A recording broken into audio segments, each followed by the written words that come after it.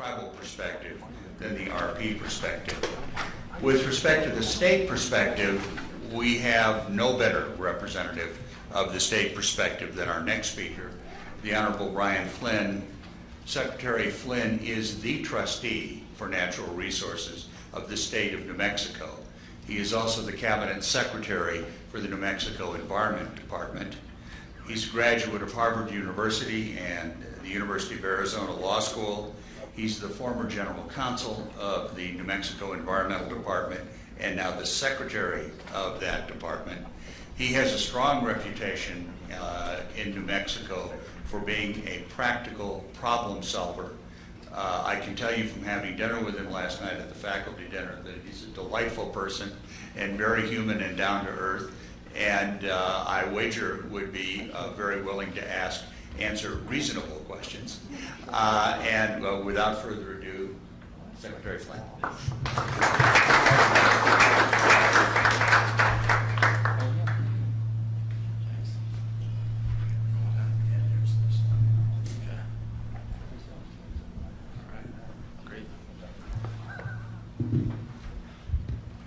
Thank you so much for having me here this morning. I'm usually, when I'm speaking, I am also a litigator, and I'm used to kind of pacing around here. So being attached to this podium will be a challenge for me this morning. But I'll try. I'll try to be entertaining and hopefully give you a perspective from a state natural resource trustee. Now, whether or not I will actually be entertaining, that remains to be seen. Usually when I'm speaking, I'd say it either goes very, very well or horribly wrong. So in either case, I think you're in for a treat. So I thought I'd start talking about, I thought I'd tell you a little story about Santa Fe. And I think this kind of sets the stage for conflict in natural resource damage cases, and that's really what I wanted to talk about today, was managing conflict in natural resource damage cases. And one of the things in terms of managing conflict that is really beyond trustee, responsible parties, and any other stakeholders' control is whether or not the people involved, particularly at the trustee level, are interested in accomplishing something. And I would completely agree with my predecessor that really the singular focus of the trustee is on restoration of the injured natural resource. That has to be the singular focus. Unfortunately, as many of you in this room know, oftentimes that is not the focus. And I think when we lose that focus, that's where conflicts and problems start to arise. And one of the reasons why I think sometimes we lose that focus, or the ability to manage conflict can go beyond our control, is when parties are interested in making issues regarding the damage or the injury or the case, as opposed to focusing on accomplishing something, which again in this case is restoring the natural resources. So I thought about a good story to kind of illustrate this point, and I'll tell you a little bit about Santa Fe as well. And I was speaking at a conference about 2 years ago now, and it was actually, I spoke earlier in the morning, and then there was a panel right after my speech, and the panel was debating the future of energy in New Mexico. And I thought, I'm a New Mexican, I'm interested in the future, and I also need energy, so this is something that would be worth an hour of my time sitting around and listening to this debate. And it was actually a fascinating debate. They had a really good panel of different speakers and perspectives. And it became really good when just no-holds-barred fights started breaking out among the panelists. And as you could probably imagine, one of the panelists was a very vocal NGO leader. And that's not to disparage the NGO side at all. Actually, another panelist, I think the best panelist, was another member of an NGO. But the kind of fight was between an NGO leader and this poor guy who was a consultant who had come in, I believe he was from California, and they were just fighting about whether it was possible to, within 3 years, completely divest ourselves of fossil fuel resources. So whether New Mexico, within 3 years, could be completely off coal, natural gas. And this really entertaining fight just broke out between these two panelists, where she actually accused him of being a liar and not caring about her children. And this poor guy he turned red, he felt terrible. Moderator did a good job of kind of running some interference. Anyway, to fast forward, I'm leaving after that panel, and they didn't solve our future energy issues. But like I said, it can sometimes a bad presentation, as you're probably like 3 minutes into right now, can be entertaining. So anyway, the story is I was walking out, and the woman who was just killing this consultant, she was getting into her vehicle. And I never forget that she got into a vehicle that was a literally brand new Range Rover, a $90,000 SUV with a "We Are the 99% bumper sticker on the back. And I thought, self, that is Santa Fe in a nutshell. In any event, when you're talking about conflict in these cases, like I said in the beginning, really, and I think this is true in any context. I have to appear before our state legislature. I work at the federal level quite a bit with our congressional delegation, as well as other members of Congress and our federal agencies, Department of Energy, EPA, Department of Defense. And I think in any of these cases, one thing that makes staff cringe, and I think makes everyone's lives difficult, is when the parties, or one party, really diverges into making an issue of a problem. And when you make an issue of a problem, like I said in the beginning, you're really more interested in the fight. Whereas I think everyone, and I know working with my staff included, that I think they all appreciate when we're really just focused on the resolution, on what's the accomplishment that we're really interested in achieving here. And so I think that manifests itself in natural resource damage cases. And so I thought I would kind of dive into this topic by using a case study. And that case study is a settlement agreement that the state of New Mexico, the natural resource trustee, it was actually reached by my predecessor, Dave Martin, and our co-trustee, the Department of Interior, in this case the Fish and Wildlife Service, and the regional director, Dr. Benjamin Tuggle, who was great. They were the trustees. Freeport was the responsible party. In February of 2011, just a little bit of background, it was for mining operations, 3 mines in the southwestern part of the state. You can see them kind of up here. This is as you'll see in a minute, the high-tech nature of this presentation, it will only get better, I can assure you. And you'll see what I'm talking about here in a moment. But there was groundwater damage, as well as damage to surface water and wildlife habitat. We reached a settlement of little more than $13 million in February 11th of 2011. As my next bullet indicates, on February 12th, 2011, all hell broke loose. And I couldn't resist, when I talk about hell breaking loose, kind of making sure that it's not this type of hell breaking loose. This is actually a real firework. And I know this because my roommate in college, who's now a surgeon in Washington, so if you Seattle people, and you're before a surgeon, you might know there's a guy who really gets into this type of firework. That's real, and it's called hell breaks loose. But that's not the type of hell that broke loose. This is the type of hell broke loose, and this is the portion where my art really starts to be on full display. And really, that's what we see in a lot of, when we're really talking about the restoration process. Once the money is put on the table, then let the games begin with some of the stakeholders. And here, that proved to be one of the more interesting challenges that I had the pleasure of being able to deal with.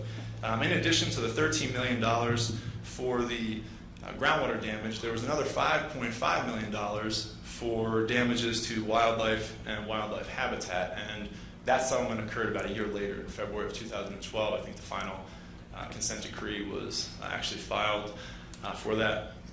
But here, once the money was on the table, everyone the next day promptly began planning what they were going to spend that money on.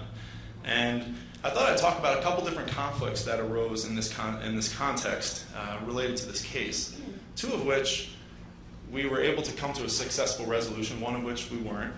And I think, again, you can learn from both of those, or at least I learned something from both of those. And the first conflict I wanted to talk about was the conflict that occurred between the trustees.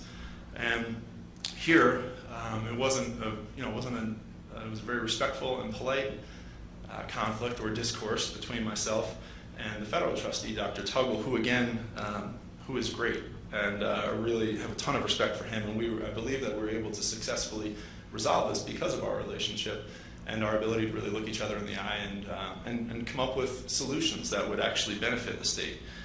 So the big issue though here, and I think some of you have much more experiences with this than I am, but particularly when you have conflicts between trustees, that poses a number of problems for the responsible parties. In particular, it can make it very difficult in order to resolve the liability. But here I'm focusing on the restoration side, and when there's discord between the two trustees, that really has a negative impact on the public because the restoration has the potential to get delayed. And again, the focus needs to be on the restoration. And so I think we want to be able to select the appropriate restoration projects and then move as efficiently as possible to implement them. Now, one of the big issues that we were dealing with here involved the proper prioritization of the restoration projects. And really the fundamental dispute that we had to overcome was a difference of philosophy on land acquisition. And here we had actually done a lot of great work, and there was very little discord surrounding the groundwater restoration projects. And in the area there was a lot of really outstanding projects that Rebecca Neri-Zagal, my executive director, who's here today, did an outstanding job working with the community as well as the staff for Department of Interior, and they identified some great projects. There was an old mill in the area right in Silver City, right near these mines, that had operated from the 1880s to the 1940s, and there was a tailings pile that was left as a result of that milling operation. One of the projects entailed excavating that tailings pile because erosion from that pile was allowing heavy metals to contaminate groundwater and surface water resources in the area. And that was a great project, really consistent with the goals that we had identified, and was really welcomed by the stakeholders. We also did a lot of outstanding work on building and repairing infrastructure in the area, particularly wastewater infrastructure, which was causing a lot of contamination in the groundwater, primarily obviously due to nitrate contamination. But there was a number of different outstanding major infrastructure projects on wastewater improvements and repairs that occurred. And we also did some wellhead protection projects. There were two main wellheads supplying water in the area. Obviously, we're very dependent on groundwater in the state of New Mexico. And so those were eroding, and we reconstructed those and then actually enclosed them. And everything was going well. And all hell broke loose when we started talking about acquisition of land. And that was when we really got into the wildlife habitat and restoration projects. And there was just a difference of opinion between myself and the trustee on really what the goals were in terms of wildlife restoration here for the area. And the only way we were able to really sit down and resolve this was just by meeting with each other and talking. And it became pretty easy to map out a resolution once we just sat down and focused on what is our goal.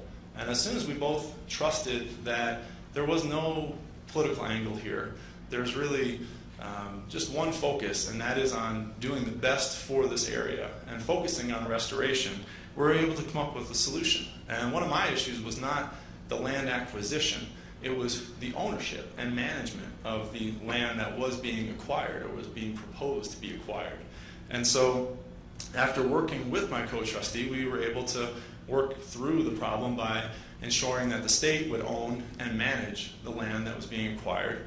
And we obviously were going to work with our co-trustee, the Fish and Wildlife Service, in developing the management plan for that area. But once we kind of overcame that fundamental hurdle, which was just being able to figure out what the issues were, why we were having that conflict, why, really understanding what my opposition was to land acquisition. And I think when we sat down and talked, one of the first things I said was, I'm not opposed to the land acquisition. I'm concerned about the nexus requirement. I'm concerned about where we're acquiring the land and how far away from the injury some of the proposals were. I'm also concerned about management. But just being able to sit together among co-trustees and making sure that we had that discussion behind closed doors, not in front of stakeholders, I think allowed us to really let our guard down and work through the problem. And in that case, I think we had a really outstanding resolution to that dispute, in that we have a stronger relationship with Fish and Wildlife Service, and we've acquired some parcels of land that actually will help the state on some endangered species issues in that area. So it was a win-win. And at the same time, we were able to really be responsive to a lot of local concerns by ensuring, this is the West, and federal ownership is not very popular in New Mexico, at least in some portions of New Mexico. And by ensuring that there was a state voice in the ownership and in the management, that really helped make the land acquisitions go through and ultimately garner public support or minimize opposition. The second conflict that we experienced here, and this was a much more difficult conflict to manage, and it also involved the land acquisition issue.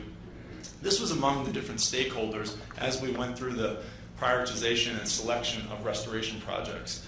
And the example here really broke down between local government officials and some local leaders and some of the NGOs. And again, here the real ground zero of this dispute involved the land acquisition projects, and as well as kind of how those lands would be used after they were acquired.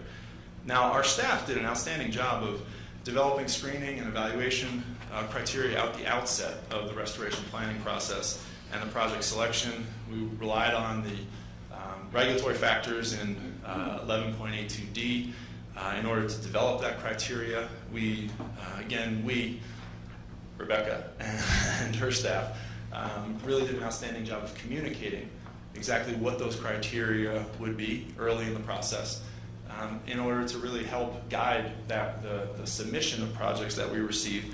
We also did a really, I think, unusual thing in that we opened up the project list to allow some additional projects that were articulated during public comment phase of the process, and provided more time. And I think that helped because some of the residents didn't feel like they truly understood what the goals were. And really we wanted to get projects that would have local buy-in, because in my opinion, the more local input and local commitment there are to these projects, the better the outcome will be, since we'll really have an opportunity to ensure that in the long term, the people who live there will continue to act as a steward for these areas. And so I think that's critical, in my opinion, is having local buy-in and local support, since they're going to be here after we leave. And really, they're the ones we're going to rely on that are going to continue to act as a steward for the area. In any event, I think we did a lot of outstanding work at the outset, but we still had a lot of differing opinions among stakeholders. And just to get a little flavor for this area, Silver City and this region is heavily dependent on mining. This is a mining area, and the fate of this area really is in the hands of the mining industry. When the mines are doing well, they're doing well. When the mines are not doing well, the town is suffering, and at all levels. So, and it's not unusual for rural mining towns. I'm sure many of you live near them or have worked near them. So the locals, blue collar mining town. It's also an agricultural area, and so there was a very strong influence among the cattle ranchers in the area. And in particular, they had, number one, a lot of concerns over land acquisition, period. They also had a lot of distrust over the idea that if the federal government were to be the owner or manager, that they would not be allowed to continue to beneficially use that land for grazing. And so that was a major concern, and among the cattle growing community, who is extremely active in this portion of the state as well.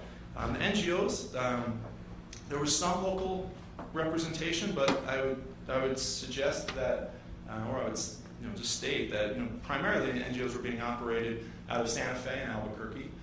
Very little, but there was some, but there was very little participation from the local community.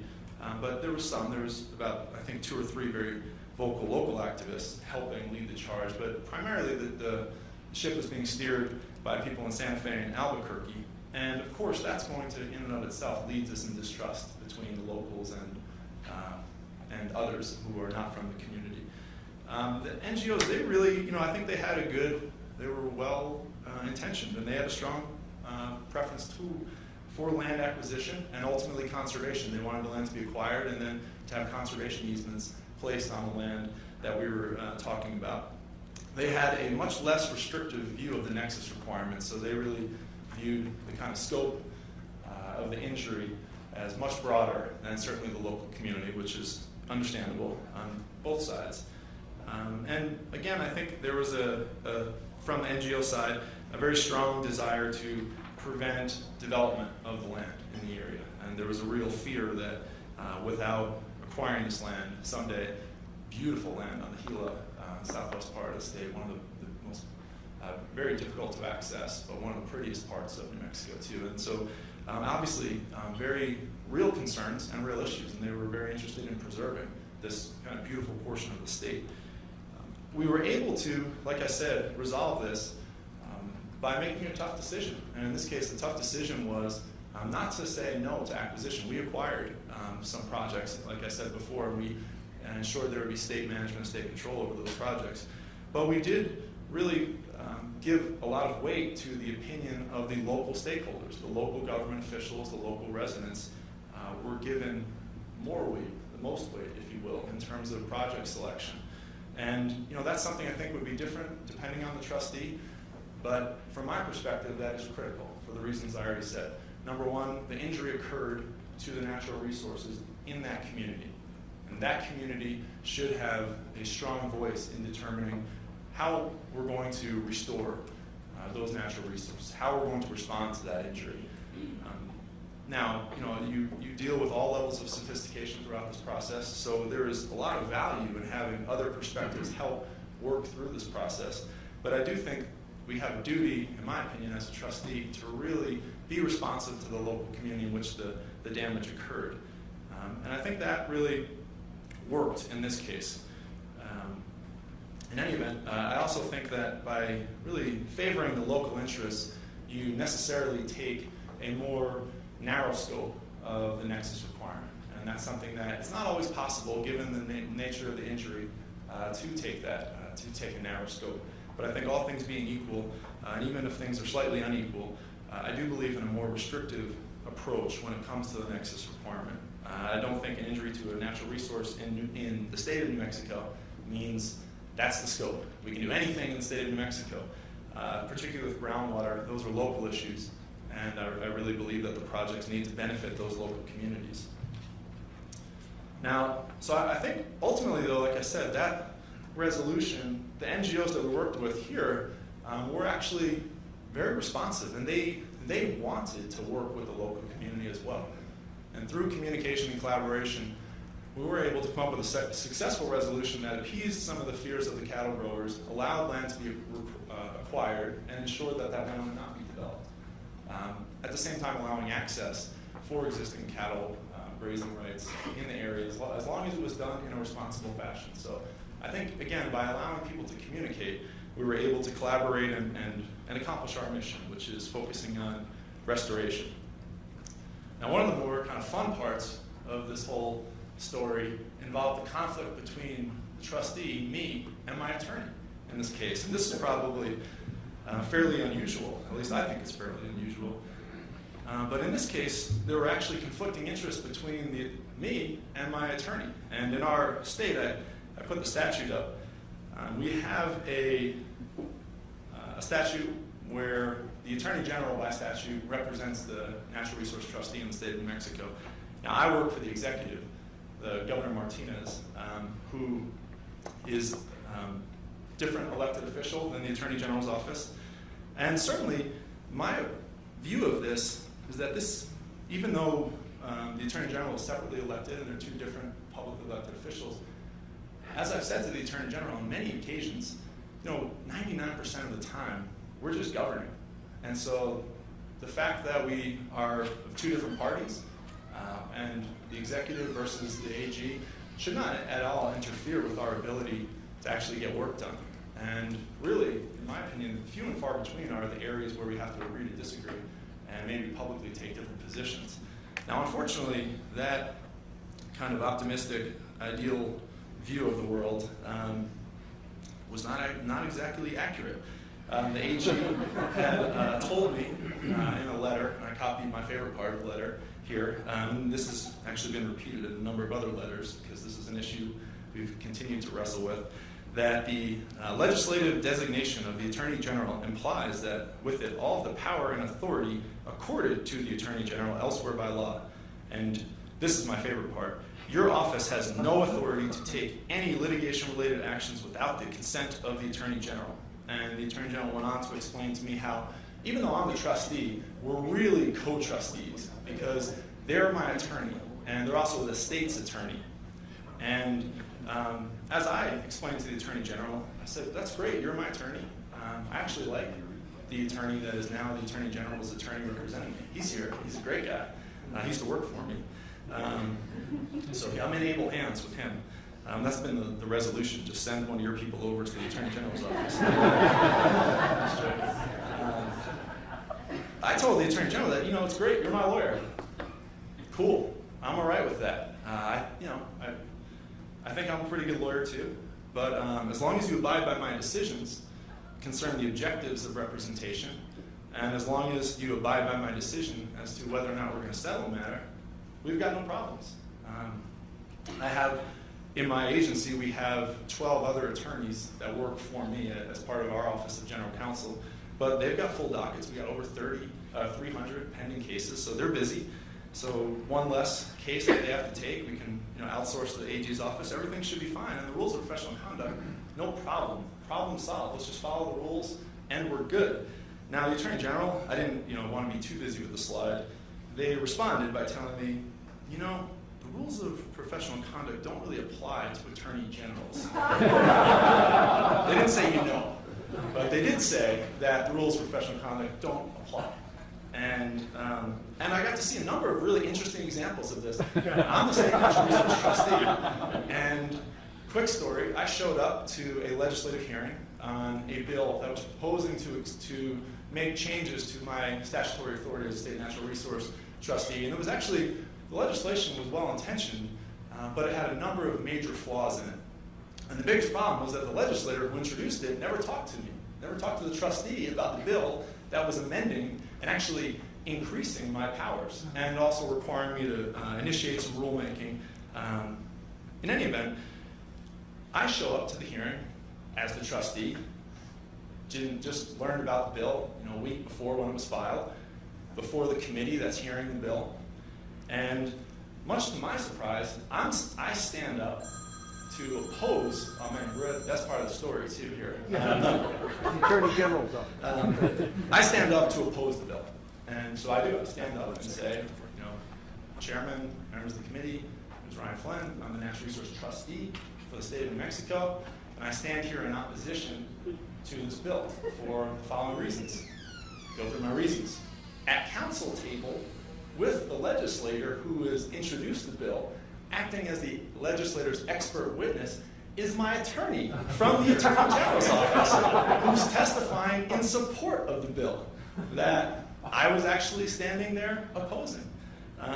And so I mentioned that too, and some of the legislators who were lawyers thought, something doesn't seem right here. You're his attorney, you're supporting this, he's saying, have you two kind of talked about this before? And the answer was, the rules of professional conduct do not apply to the Attorney General's office. It's funny because what actually happened here was the state adopted, in response to this extensive contamination that occurred, like I said, we had about over $18 million in damages to groundwater and wildlife as a result of these mining operations.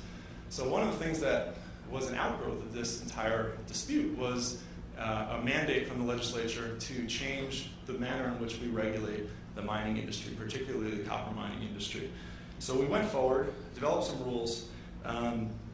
They were, I was killed over them. There was, a lot of acrimony. The mining companies were so mad at us behind closed doors, but they didn't want to publicly throw us under the bus because we still have final decision-making authority over their permits. So they were giving us a lot of grief behind closed doors. The environmental groups were giving us a ton of grief very publicly. My boss at the time and I kind of thought, everyone seems about equally upset here, so we're doing all right. This is probably, we've struck the right balance. AG told me after I had asked if I could file an amicus brief as the trustee to opine on this rulemaking. AG told me, nope, we decide whether or not you can initiate a lawsuit, whether you can file a motion or not. And I told the AG, you're fired. I decided you no longer are my attorney, so we kind of got into a letter writing campaign fighting about a lot of things, about what I could do, what I couldn't do, and if I did this, we're going to take it to the Supreme Court, and kind of went back and forth. To make a long story short, because I said, you know what, I'll represent myself pro se, I'm a lawyer, I can file my own motion, I can do it, no problem. So I said, I'm going to do it. And the only problem was that I had Air Force, I'm a reservist in the Air Force, so I had military leave at about the same time. So I asked the AG, I know you're going to oppose me, but will you give me a 2-week extension so I can get this? I said, no way, no extension for you. So I filed my brief with a motion for leave to file the brief 2 weeks late. I was opposed by the AG in that. And then the court said, you know what, you're late, too bad, you lose. And it was unfortunate because it really upset a lot of my staff. I kind of was starting to enjoy some of the shenanigans because I thought, this is ridiculous, you can't make this stuff up, this fighting. But that kind of just laughing to keep from crying attitude really started to trouble me when you start looking at your staff being impacted by this dueling that's occurring at a high level. And what kind of example are we setting to our employees when we're engaging in these kind of back and forth and these shenanigans? And most importantly, what are we doing for the state in this case?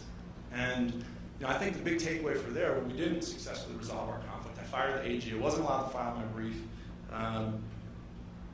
We still won in court. Everything worked out to a certain degree. We'll see what happens. It's now going to the Supreme Court. But we won on the first level. Going forward, the AG just agreed, you know what, you're a lawyer. I'm tired of dealing with you, so I'm going to let you represent yourself or pick whoever you want to represent you. And until recently, like I said, I've now got a good person at the AG, so now we're singing Kumbaya and everything is working out well. But the problem there was that the state suffered. And really, as much as I kind of joke around about it, it's really not the way we're supposed to operate. As trustees, we have the highest responsibility to the state. We are public servants. These resources are held in public trust. The whole purpose of this process is to restore the natural resources. And so if we lose sight of that, if we start to stray from that mission and from that goal, that's when problems arise. And so there, I think we're both guilty of it. I think I didn't start the fight, but I certainly didn't. I didn't back down, and I escalated it. And I continue to fight with our AG on a number of different issues. But I've tried to do it in a manner where we don't allow these disputes to spill out into staff level. Because once they start spilling out, even internally to your agency or to the public, we all are suffering.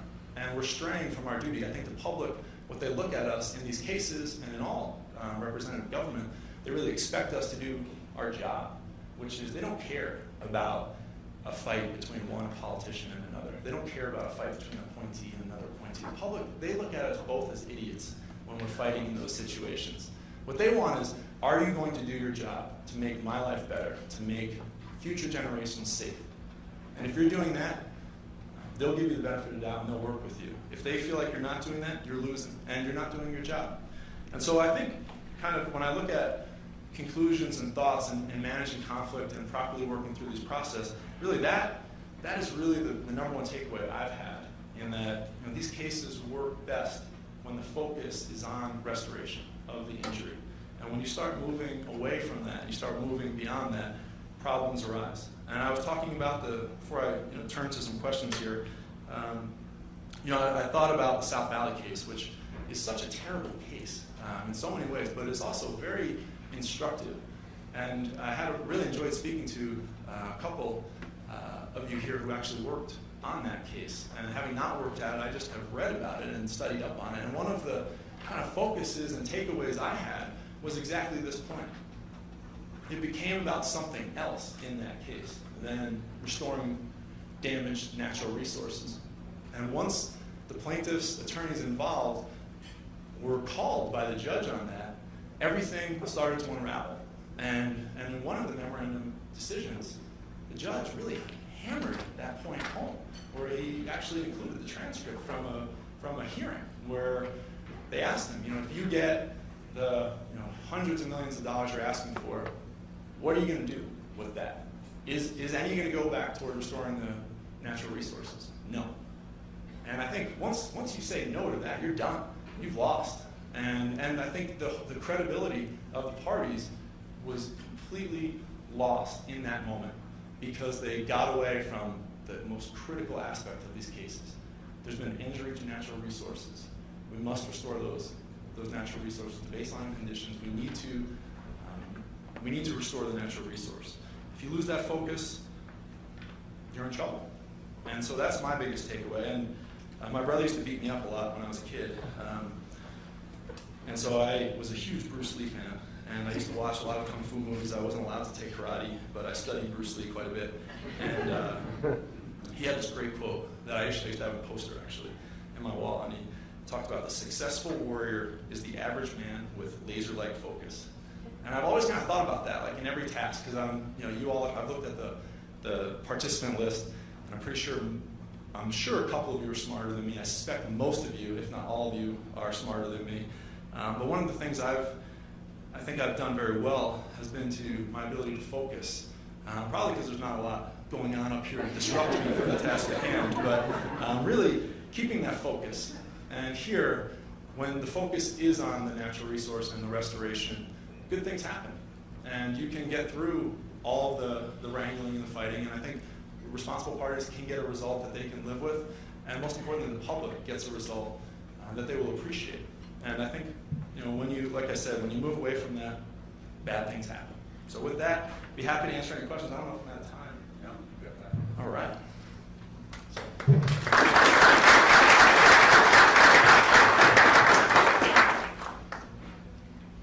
No questions? All right. Just a quick one. I think Vicky here, and I used to work with the Colorado AG's office and actually helped you out with that case with the amicus briefs. But I was impressed by you're talking about the local input in restoration decisions and how the locals actually were focusing on more nexus and the NGOs on less nexus, which is the opposite of what has been my experience and in talking to a lot of practitioners.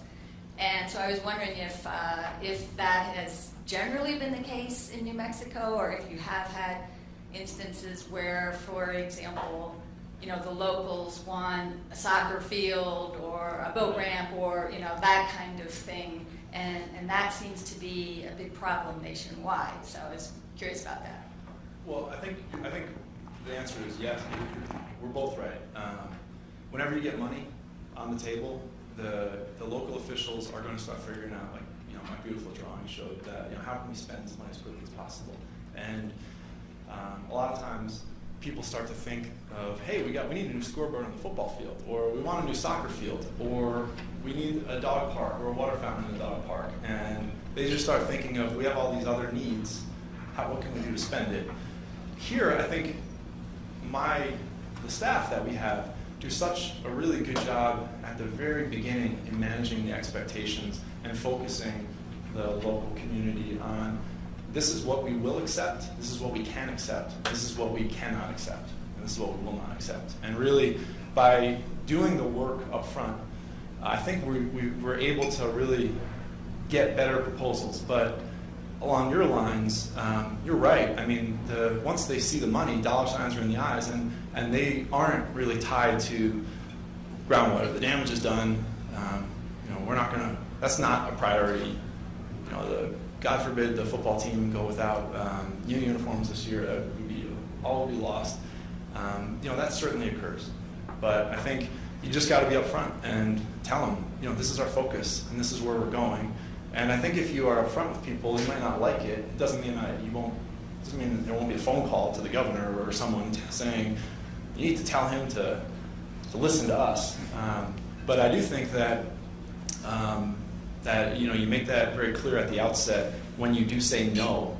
formally later on and just don't even consider it, reject the projects that don't have that nexus, really minimize the opposition.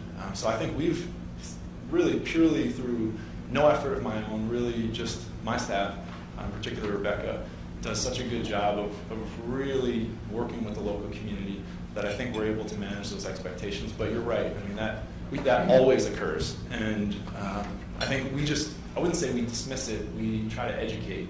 But after we've done the outreach, just got to say no, that it's just, I'm sorry. And you know, the regulations are your friends in those cases where you can, it's not my personal decision. I want to give you that scoreboard. I can't. And so I think that can also help disarm some of that. But you're right, it occurs. So I don't know if I'm going to address this to you or Rebecca. So you start the outreach before you have the money. Is that what you're saying? Does New Mexico start the outreach and education of the public, the potentially affected public, on those expectations before the money is in hand? Yes, but I think it depends on how far. I mean, it's obviously on a case-by-case basis, but oftentimes that will occur. You know, the injury assessment will inform the restoration. So you've got to, you know, it's a fine line too, because you don't want to start getting really into the restoration side of it until you've been able to really articulate the nature and the extent of the injury. Because again, that injury has to inform the restoration.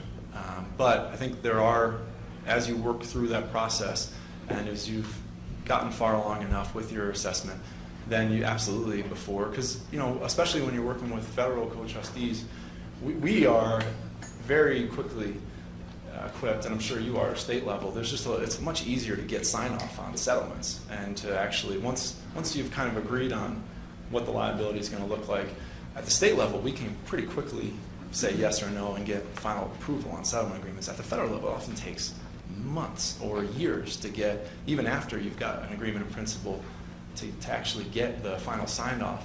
And so during that time, there's often, you know, that's a really good opportunity in anticipation of just the ultimate federal approval of beginning that process of starting to talk about restoration even before the consent decree has been filed. Did I say anything wrong, Rebecca? All right, good. I haven't seen you cringe yet, so that's a good sign. Sure. Is this live? Yeah. Ryan, I'd really like to talk to you about how you fired your lawyer. I've got a Justice Department that gives me some problems. But anyways, thank you very much. Sure. Mr. Secretary, one of the problems nationally faced by many states is whether a trustee should consent to or allow the Attorney General from the state, when an NRD claim is filed, to file companion tort claims for negligence, trespass, and nuisance for essentially the same injury to the same resource.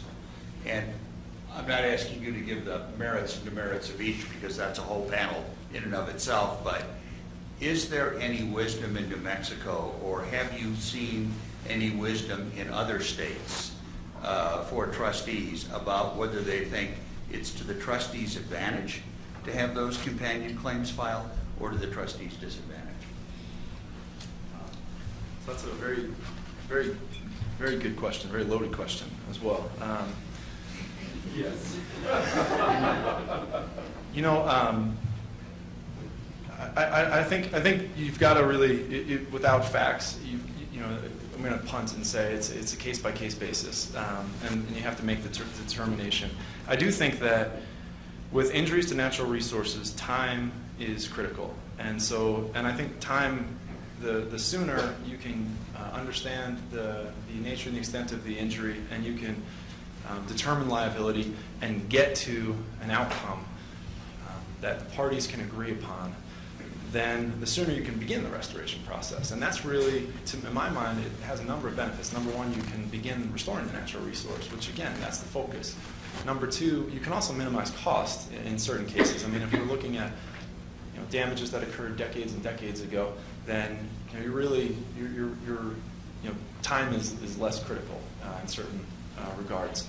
If you're looking at damages that are ongoing or are threatening, for example, the public water supply, then time is critical. And the sooner you can begin the restoration process, the sooner you can fashion some remedies, the more you can mitigate costs. So I think it can be in the responsible party's interest to move as quickly as possible.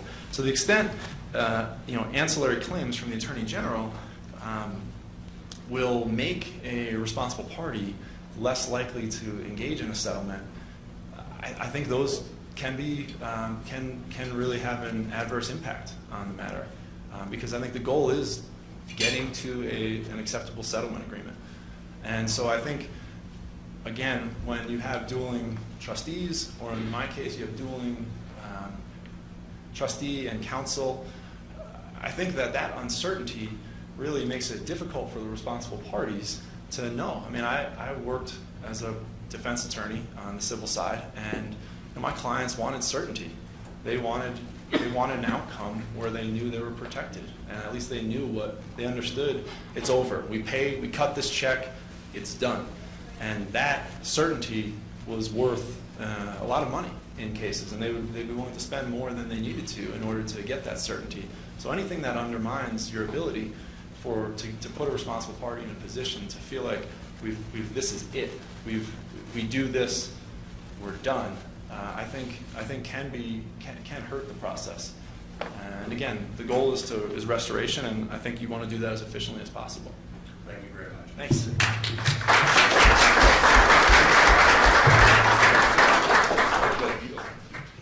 Thank you, ladies and gentlemen. Thank you, Mr. Secretary. We're on break till 10.